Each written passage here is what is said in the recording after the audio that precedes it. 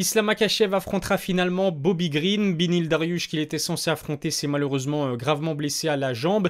Changement d'adversaire pour le Dagestanais, mais le plan reste bien sûr toujours le même, décrocher la victoire et obtenir un title shot dans les prochains mois.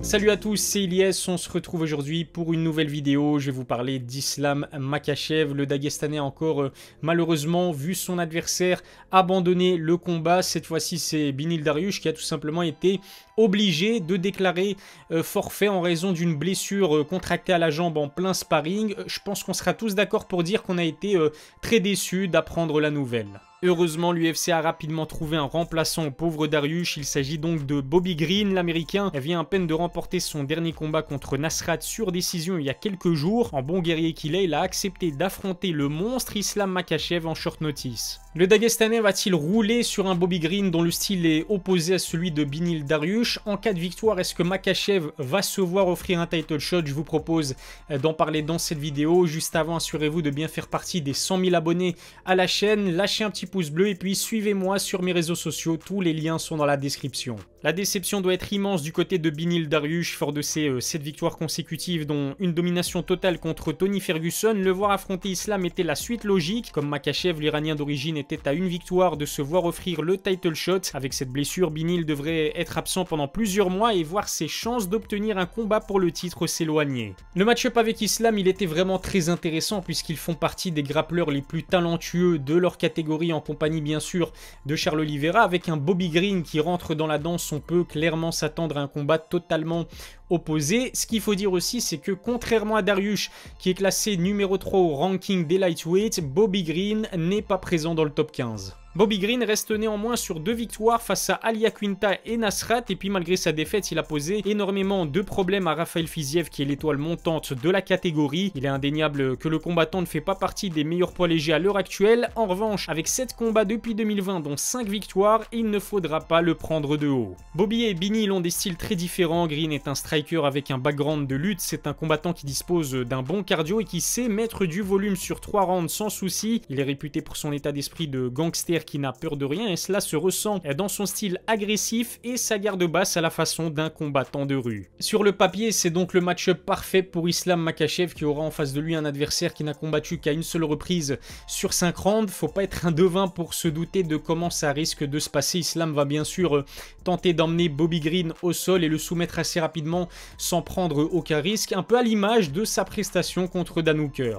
On dit pourtant souvent de Dan Hooker qu'il a le style anti-lutte par excellence. Il contre les tentatives d'amener au sol par des coups de genoux dévastateurs. Physiquement, le néo-zélandais est également imposant et puissant pour un poids léger. Pourtant, il n'a fallu que 2 minutes 30 pour qu'Islam le mette au sol sur sa seule tentative de takedown et l'emporte sur soumission. La différence, c'est que Bobby Green ne va pas prendre le risque d'envoyer des kicks comme a l'habitude de faire Dan Hooker. Je pense que l'Américain va vouloir gérer la distance et avoir recours à sa boxe pour prendre le meilleur sur Islam. Le truc, c'est que le Dagestanais va mettre la pression pour le coincer contre la cage et tenter l'amener au sol. Faut dire aussi que le grand ami de Khabib a un timing parfait sur ses takedowns. Ce qui est quasiment sûr, c'est qu'une victoire offrirait probablement un title shot à Islam à son prochain combat. Alors c'est vrai qu'il n'a battu qu'un seul adversaire du top 10 dans sa catégorie, Dan Hooker, mais c'est pas faute d'avoir essayé puisque Rafael Dos Anjos et Beneil Dariush se sont blessés avant de l'affronter. Et puis il faut pas oublier aussi que ni Tony Ferguson ni Michael Chandler, qui l'a pourtant call-out, ne semblent être prêts à se mesurer à lui. Islam reste sur 9 victoires consécutives dans la catégorie. Mieux que ça, il a terminé ses 3 derniers adversaires sur soumission. À seulement 30 ans, le Dagestanais est également le plus jeune des meilleurs poids légers de l'UFC. S'il parvient à battre Bobby Green, je ne vois personne de plus méritant pour un combat pour le titre dans les prochains mois. Charles Oliveira défendra sa ceinture contre Justin Gaethje. Les deux hommes ont prévu de s'affronter le 7 mai lors de l'UFC 274.